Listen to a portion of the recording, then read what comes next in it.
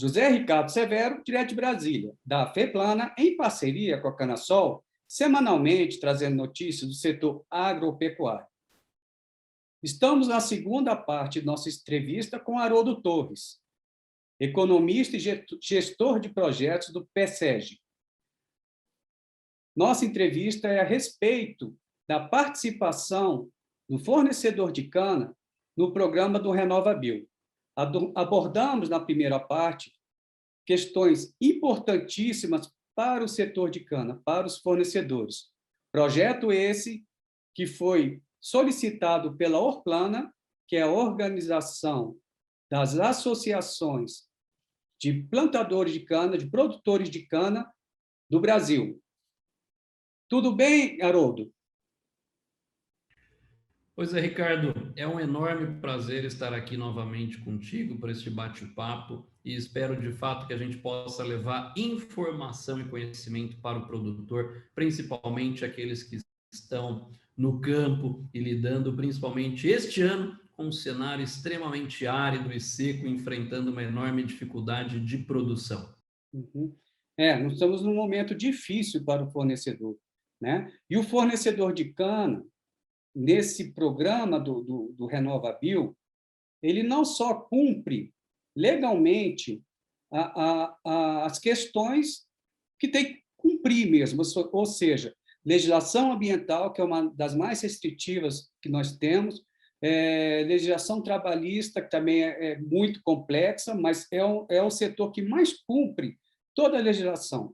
E agora nós estamos tentando cumprir os preceitos do programa do RenovaBio, né? E lançar um estudo, o Laboratório Nacional de Biorenováveis fez um estudo de qual é a quantidade e que a grande parte da quantidade do sequestro de carbono, da economia de carbono, está na planta, ou seja, na produção vegetal. E também, no ciclo de vida, o restante também tem uma grande importância. A produção do biocombustível, do etanol, mas também o seu consumo. E não é injusto de nós termos a representação grande de maior parte dessa economia de carbono e não estarmos recebendo, Haroldo? Excelente pergunta, José Ricardo. E uma parcela da resposta está concentrada na forma como o programa foi desenvolvido, principalmente quando nós olhamos para a RenovaCalc numa calculadora de emissões. Ou seja, você cita esse estudo da LNBR, o Laboratório Nacional de Biorenováveis, ou seja, onde um canavial retira cerca de 55 a 78 toneladas de CO2 da atmosfera. Isso mostra que é no campo que está acontecendo um outro processo formidável, que é o processo de sequestro de CO2. Mas antes, eu até quero aproveitar esse momento para dizer que eu vejo como uma situação de avanço. Não só do RenovaBio, mas eu vejo até recentemente caminhando a discussão, por exemplo, do pagamento pelos serviços ambientais. Ou seja, o produtor rural ele tem ali cerca de 20% da sua área preservada, enquanto área de preservação permanente, ou reserva legal, ou até mesmo excedente de reserva legal. E a partir de agora, por um projeto de lei, a gente tende a caminhar para um processo de remuneração e recebimento por isso. E veja que quem preserva o meio ambiente neste cenário estará sendo remunerado. Então, no ponto de vista do RenovaBio, é uma questão de como ele foi concebido em termos metodológicos, olhando só para a emissão. Certamente, ao longo do seu avanço, do avanço da própria construção do programa, nós incorporaremos essas questões. Afinal, você que é produtor, deve ter ouvido diversas vezes uma sigla que tem permeado o ambiente político e de negócios, que é a famosa sigla ESG, que do inglês, esse E representa o pilar do meio ambiente da sustentabilidade. E o produtor rural sabe muito bem o que é esse aspecto, ou seja, ele já gera esse valor da sustentabilidade que está vindo lá do biocombustível, ele começa aqui no campo. Então, naturalmente, ele deve ser reconhecido pela sua própria origem. Exatamente. E você falou uma coisa importante, do PSA, que é a lei do PSA, né, que é o Pagamento de Serviços Ambientais. Além disso, Haroldo, também estão surgindo a questão do mercado de carbono, né? O próprio BNDES lançou um financiamento agora para melhoria dentro do RenovaBio. E esse financiamento está indo para as indústrias. Como nós não estamos participando, também não temos o direito de adquirir, participar de programas, né? Até esse mesmo do BNDES para melhoria, para dar gestão à propriedade na questão de carbono, né? E há uma discussão também que acontecendo nos Consecanas, é a participação do fornecedor nisso. As unidades industriais entendem que a participação é 40-60%. Os fornecedores, os representantes dos fornecedores veem o que é justo, é a participação de 100% do que lhe cabe nessa economia de carbono, e também retirar dos custos. As unidades industriais investiram bastante, investiram a certificação, né, a questão de homologação de uma unidade é muito cara, e nós não refutamos a participar disso também, mas queremos participar do que é justo na questão da economia de carbono dentro da produção da matéria-prima, como você citou. Você acha essa reivindicação plausível? Você acha que o que estamos pedindo 100% cabe para a nossa participação? Como você vê isso, Haroldo? O primeiro ponto que eu quero começar nessa discussão é a seguinte, até mesmo por um processo que você trouxe, Zé Ricardo, em relação a uma linha de crédito do BNDES incentivada através do RenovaBio. Veja que é uma linha de crédito na sua essência muito positiva. Vou explicar brevemente para tentar linkar com o papel do produtor. Essa linha de crédito ela tem uma taxa de juros. E essa taxa de juros básica, ela é somada por um spread. E esse spread, ele é inversamente proporcional à nota de eficiência energética ambiental daquela agroindústria. Ou seja, à medida que aquela agroindústria melhora a sua nota, essa nota vai melhorando no RenovaBio, ele vai reduzindo o spread, ele consegue captar um financiamento mais barato. Mas o produtor que está lá na ponta se pergunta, mas como que eu vou participar e vou contribuir para a agroindústria? Diz respeito à primeira pergunta que tratamos aqui. Ou seja, quando eu levo o produtor para dentro do programa, eu posso ter um ganho de dois lados, da nota de eficiência energética ambiental e do volume elegível. Se eu estiver levando um produtor mais eficiente do ponto de vista energético ambiental para dentro do programa, consequentemente, eu vou estar melhorando a nota e indiretamente contribuindo para aquela agroindústria reduzir a sua taxa de captação em financiamentos ou empréstimos, tal como essa linha do próprio RenovaBio. Isso mostra que, em situações onde eu tenho agroindústrias, onde a participação do produtor ela é grande e importante, é fundamental que ele seja valorizado e reconhecido na sua essência. Quando a gente olha para essa questão da participação, se ela é 20, se ela é 40, se ela é 60 ou se ela é 100, o primeiro ponto que nós precisamos entender é que muitas vezes ela é uma negociação política, uma negociação comercial que faz parte da relação entre as partes. No entanto, esta relação, como mencionei, ela precisa ser equitativa e principalmente visando a sustentabilidade e perenidade dos elos entre a cadeia. Quando nós olhamos para os 60% é a participação da matéria-prima dentro do Consecana. E quando eu olho para a participação da matéria-prima dentro do Consecana, esse 60%, a última revisão e atualização deste coeficiente se deu em 2005. Se nós olharmos para a situação do setor em 2005, nós estamos falando de um outro setor em 2021, seja em sistema de produção, seja em custo, seja em manejo, seja em tratos culturais, seja em genética.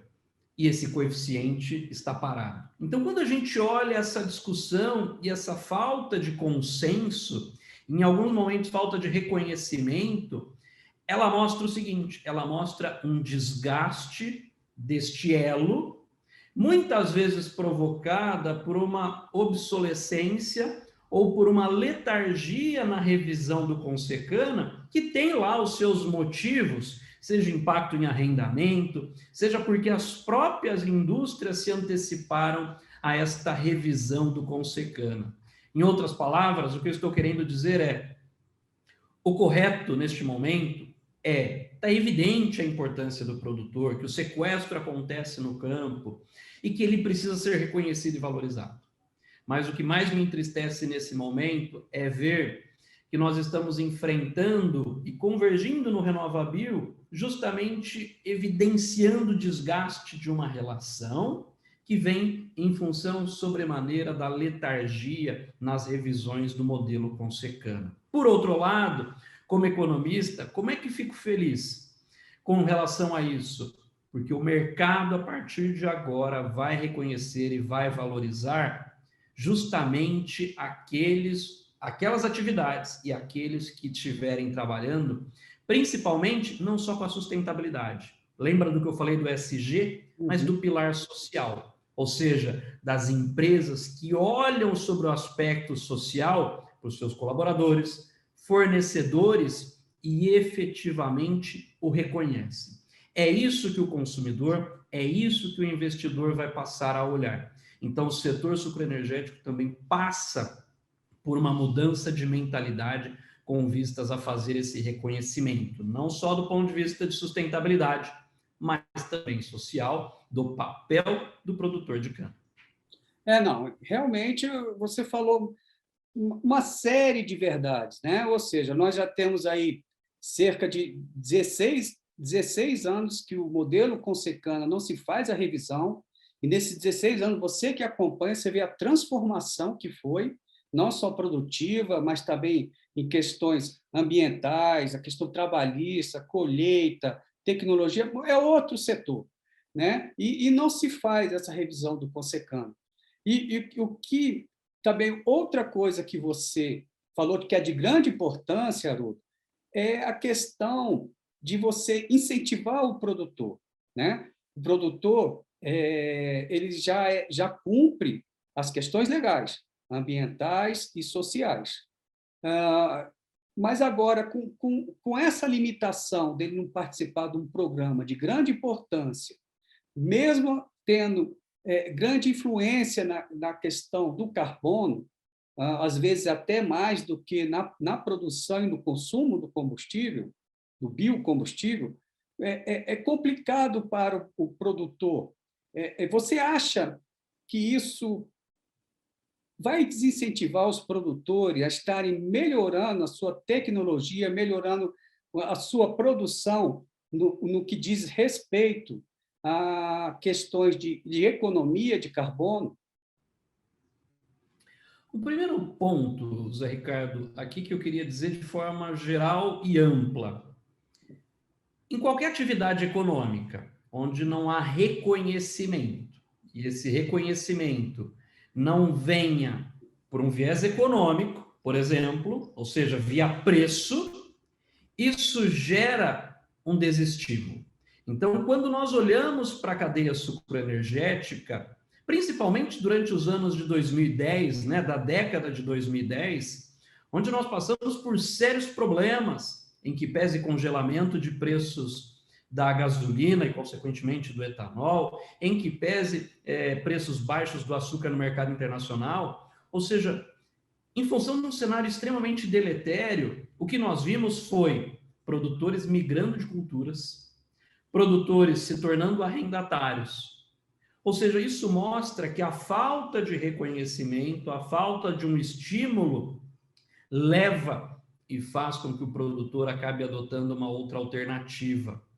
A exemplo do que nós estamos vendo exatamente em 2021. Quantas áreas do estado de São Paulo perderam espaço à cana-de-açúcar para a soja? Ou seja, o produtor, ele não é mais, desculpem a expressão, produtor de cana. Ele é produtor rural que visa maximizar a renda pelo seu maior ativo, que é a terra. Portanto, se eu não reconheço, se eu não gero esse estímulo do ponto de vista econômico, o produtor ele vai buscar alternativas. E acho que essa é uma prova do quanto é necessário esse reconhecimento, essa valorização, esse fortalecimento da relação entre as partes e a construção conjunta de valor.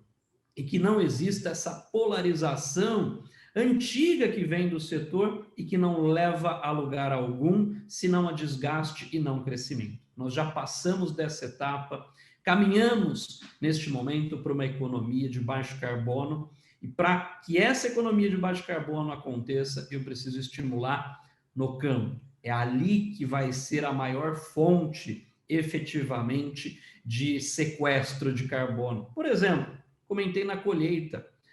Para a gente ter uma ideia, números médios, a gente utiliza cerca de 3,6 litros de diesel por tonelada de cana. Ora, e se eu começar a substituir meus caminhões a diesel movidos a biometano? Mas o produtor ele só fará esse estímulo se observar e ter este mecanismo de reconhecimento. Ou seja, eu preciso, como em economia nós dizemos, os agentes, eles respondem a incentivo. Aliás, é o primeiro capítulo do livro de Introdução à Economia. Se você não estimula o agente, ele também não vai. Ou seja, se ele não recebe, seja estímulo econômico, seja um estímulo meritocrático, seja um estímulo aqui independente da origem, ele terá pouco estímulo, efetivamente, a mudar o seu processo produtivo, a usar fertilizantes orgânicos, a usar outro tipo de sistema produtivo e que reduz a intensidade de carbono. Então, é natural, é um processo de causalidade. Se eu não reconheço, se eu não valorizo, certamente eu não provoco essa mudança no elo inicial e que é o maior responsável por essa descarbonização. Excelente, Haroldo. E o que você falou é fundamental. A questão social não só parte de cumprir a questão trabalhista, cumprir a sua parte social, mas a questão social, nosso setor, principalmente é formada por quê? Aí no Centro-Sul, mudado até da Orplana, mais de 80% são pequenos produtores. No Nordeste, região lá da Unida, a 96%. São muito frágeis, são produtores econômicos da sua economia muito frágil, são agricultores familiares e que depende da renda para a sua sobrevivência. E que esse estímulo que você falou para a sua melhoria seria um estímulo e também não só para ele se manter na propriedade, mas também para suas gerações, seus filhos também estarem incentivados na produção de cana. É muito triste e preocupante a situação. Estamos aqui, encerrando nossa entrevista, um bate-papo com Haroldo Torres, uma aula que ele nos deu. Eu acho que poderíamos ficar aqui horas conversando com ele, mas, infelizmente, eu tenho tempo a terminar. Muito obrigado, Haroldo, pelo seu tempo. Muito obrigado à Orplana por ter essa ideia desse estudo e te utilizar, né? A pessoa que tem uma sensibilidade com os produtores, com as pessoas que estão no campo, com os pequenos produtores, muito grande. Queria agradecer, nesses 80 anos da FEPLANA, por você estar se dedicando aos seus estudos, seu trabalho para o fornecedor de cana, para o pequeno produtor e sua viabilidade econômica. Muito obrigado, Haroldo. Eu que agradeço, Ricardo. Foi um enorme prazer estar aqui com vocês. José Ricardo Severo, direto de Brasília. Muito obrigado pela sua presença no programa, muito obrigado pelos nossos internautas e até semana que vem. Até mais, Haroldo.